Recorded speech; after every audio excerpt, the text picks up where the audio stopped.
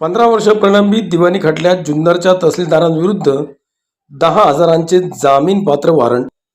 न्यायालयीन समन्सकडे वारंवार दुर्लक्ष केल्याप्रकरणी जुन्नरच्या तहसीलदारांविरुद्ध 10,000 रुपयांचे जामीनपात्र वॉरंट जारी करण्यात महत्त्वपूर्ण आदेश संयुक्त दिवाणी न्यायाधीश कनिष्ठ स्तर श्री अनंत हिम्मतराव बाजळ यांनी दिला आहे.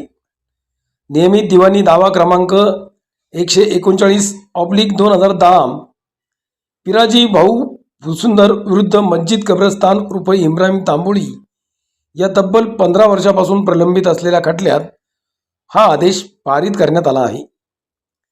या प्रकरणाच्या अंतिम सुनावणीसाठी तहसीलदारांची साक्ष महत्त्वाची असल्याने न्यायालयाने त्यांना यापूर्वी विधिवत समन्स बजावले होते.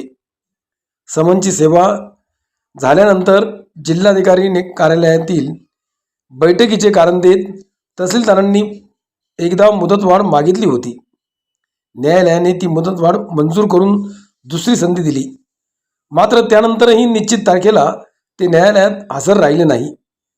तसेच गैरहजेरीबाबत कोणतेही अधिकृत पत्र किंवा स्पष्टीकरण न्यायालयात सादर करण्यात आले नाही. न्यायालयाने आदेशात नमूद केले आहे की केवळ आवश्यक साक्षीदाराच्या अनुपस्थितीमुळे 15 वर्षापासून प्रलंबित असलेल्या या दाव्याच्या अंतिम सुनावणीस विलंब होत आहे. त्यामुळे न्यायालयाचा मौल्यवान वेळ वाया जात असून न्यायदान प्रक्रियेवर प्रतिकूल परिणाम होत आहे.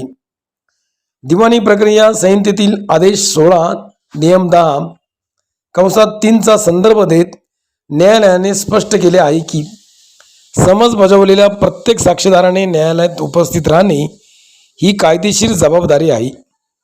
समन्सचे पालन न करणाऱ्या साक्षीदाराविरुद्ध अटक वॉरंट जारी करण्याचा अधिकार न्यायालयाचा आहे. तहसीलदार हे सार्वजनिक सेवक असल्याने न्यायालयाने थेट अजामीनपात्र वॉरंट जारी करण्याऐवजी प्रथम 10,000चे जामीनपात्र वॉरंट काढण्याचा निर्णय घेतला. या वॉरंटची अंमलबजावणी जुन्नर पोलीस स्टेशनचे पोलीस निरीक्षक यांनी करावी. तसेच तहसीलदारांनी 1 ऑगस्ट 26 रोजी न्यायालयात हजर राहून साक्ष द्यावी असे आदेश देण्यात आले आहेत. या आदेशातून सार्वजनिक अधिकारी असो किंवा सामान्य न्यायिक नागरिक न्यायालयाने बजावलेल्या समन्सचे पालन करणे समानपणे बंधनकारक असल्याचा स्पष्ट संदेश न्यायालयाने दिला आहे. न्यायालयीन आदेशाकडे दुर्लक्ष करून खटल्याच्या सुनावणीत विलंब करणाऱ्या विरुद्ध आवश्यक ते कठोर पावलं उचलण्यास न्यायालय मागे पुढे पाहणार नसल्याचे या आदेशातून स्पष्ट झाले आहे.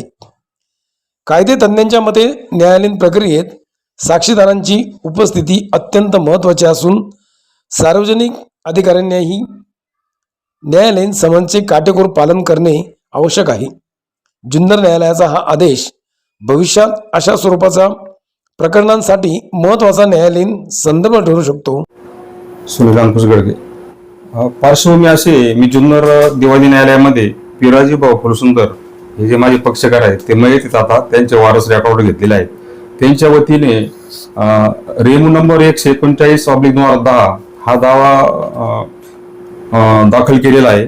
जमीन पिंपोंडी येथील जी जमीन सर्वे नंबर 117/1 तिचं क्षेत्र 31 आर या मिळकती संदर्भात त्यांच्या गावातील जे मस्जिद व कब्रस्तान पिंपळवंडी हे जे आहे यांच्या विरुद्ध सदरचा दावा दाखल केलेला आहे. तर सदर दाव्यामध्ये आमच्या पक्षकारांचं वाद किंवा मागणी अशी आहे का ही जी त्यांची प्रॉपर्टी आहे 31 गुंठे ही त्यांच्या मालकीची आहे आणि त्यांची मालकी ती कायम आहे. त्यांनी ती प्रॉपर्टी हे जे प्रतिवादी आहेत कब्रस्तान ट्रस्ट जे काय आहे ते तर त्यांना काही त्यांनी हस्तांतरित केलेली नाही आहे. त्यामुळे त्यांनी त्या मालकीनुसार ठराव करून न्यायालयाकडे मागणी केलेली आहे. आता या जमिनी संदर्भातलं जे महसूल रेकॉर्ड आहे त्या महसूल रेकॉर्डमध्ये एक फेरफार असा आहे का शासनाने या वादीकडून म्हणजे पिराजी फुलसुंदरच्याकडून बक्षीसपत्र करून घेतलं आणि त्यानुसार त्याची नोंद महसूल रेकॉर्डला झालेली आहे. तर त्याचं वर्डिंग असं आहे, गावमुजी पिंपोंडी येथील श्री मुस्लिम समाजाचे कब्रस्तानासाठी सरकार यांनी पिराजी फुलसुंदर यांनी याच्याकडून सरकार बक्षीसपत्र करून घेतले.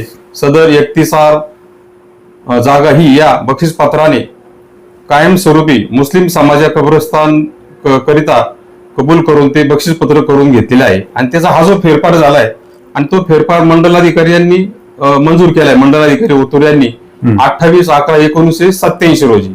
आता हा जो फेरफार जर बघितला, हा ज्यावेळेला आमच्या निदर्शनाचा आला पक्षकारांचा, तर त्यांना धक्का बसलेला आहे का हा फेरफार जो आहे किंवा याच्यात जो डॉक्युमेंटेशन केलेला आहे बक्षीस पत्राचा, तो त्यांनी काही करून दिलेला नाही. म्हणजे ज्या व्यक्तीने बक्षीस पत्रच करून दिलेलं नाही त्या व्यक्तीच्या नावे महसूलला फेरफार झालेला आहे आणि त्याची मालकीवर त्यांनी अंमल दिलाय. त्याचा अंमल दिल्यामुळे त्या कब्रस्तानचं जे काही नाव आहे त्या ठिकाणी आले. मग त्यांनी गंभीर बाब आहे नक्कीच. तर मग ह्या पक्षवादीने माझ्या पक्षकारांनी अनेक ठिकाणी अगदी कलेक्टर असू द्यात, महाराष्ट्र शासनाचे महसूल अधिकारी, मुख्यमंत्री अनेक ठिकाणी अर्ज दिले, पण त्याला कुठेही रेमेडी मिळाली नाही. कारण त्याची कुठेही इन्क्वायरी झाली का हा फेरफार मध्ये दिसते, याचा फेरफार करून दिलेला आहे. मग अशा ह्या गोष्टी करत असताना दरम्यानच्या काळात तो माझ्या संपर्कात आला. मी सगळं रेकॉर्ड बघितल्यानंतर माझ्या निदर्शन असलं का यांनी काही करून दिलेलं नाही, त्याचं बक्षीस पत्राचं डॉक्युमेंट कुठेही मिळत नाही, तो असला काही उपलब्ध नाही. मग मी अशा परिस्थितीमध्ये मालकीचा दावा दाखल केला डिक्लेरेशनचा. आणि याच्यामध्ये मी मालकी अशी मागितलेली आहे की बाबा मी काही डॉक्युमेंट करून दिलेलं नाही, ना शासनाला दिला ना त्या समाजाला दिलेला आहे. त्यामुळे माझी पक्षकाराची मालकी जी आहे ती अबाधित आहे.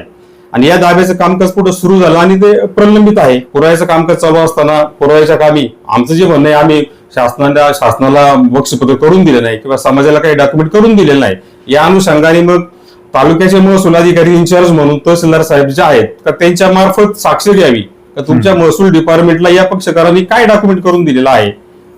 आन्सरेबल तेच आहेत. म्हणून मी त्याकरता त्यानुसार अर्ज केला कोर्टामध्ये काही अशा परिस्थितीमध्ये खरंच डॉक्युमेंट दिल्या का नाही, त्यांच्याकडे काही डॉक्युमेंट रेकॉर्डला आहे का, तर हे डॉक्युमेंट घेऊन तुम्ही न्यायालयामध्ये हजर राहण्याकरिता साक्ष समनचा अर्ज दिलेला आहे. आणि त्यांना 6/5/2025 रोजी मेहरबान न्यायालयाने साक्ष समन्स काढलेला आहे. ते त्यांना ते त्यांना बजावण्यात आलं साक्षी समन्स. त्यानंतर त्यांनी मेहरबान कोर्टामध्ये हजर राहून त्यांना समन्स बजावताना जे काही समन्सचा अर्ज होता माहिती दिलेली होती. नंतर मी इन पर्सन त्यांचे जे काही महसूल कर्मचारी आहेत त्यांच्याशी मी पाठपुरावा केलेला आहे. असं समज दिलेलं आहे बाबा आपण याच्यामध्ये अशा प्रकारचं, मी वादी असल्यामुळं त्यांना डॉक्युमेंटचं क्लिअर करणे किंवा काय करणे माझ्या कामाचा भाग आहे, तसा मी प्रयत्न केलेला आहे. परंतु दरम्यानच्या काळात 2 तारखा होऊन देखील त्यांचं काय वतीनं कोणी न्यायालयामध्ये हजर झालेलं नाही आणि मग पुराव्याचं पुढील कामकाज झालेलं नाही. आता याच्यातली खेदजनक बाब अशी आहे का कोर्ट आणि महसूल ज्या शेजारी आहेत, आता कायद्याचा जर विचार केला राज्यघटना किंवा CPC नुसार दिवाणी प्रोसिजर कामकाज चालतं, यानुसार साक्ष समन्सला हजर राहणे, न्यायालयाच्या कामकाजामध्ये सहकार्य करणे हे कायद्याने आणि मॉरॅलिटीने सुद्धा बंधनकारक आहे. तर ही बाब त्यांच्याकडनं घडणं आवश्यक होती आणि ते 2 वेळेला हजर न राहिल्यामुळे या ठिकाणी वादीनं मेहरबान कोर्टामध्ये अर्ज दिला, काही पर्पजली हजर राहत नाहीत, न्यायालयाचा वेळ अपव्यय होतोय. त्यामुळे आमच्या या वादीच्या अर्जाचा विचार करून मेहरबान कोर्टाने त्यांच्या विरुद्ध 10,000 रुपयाचं जामीनपात्र वॉरंट काढलेलं आहे.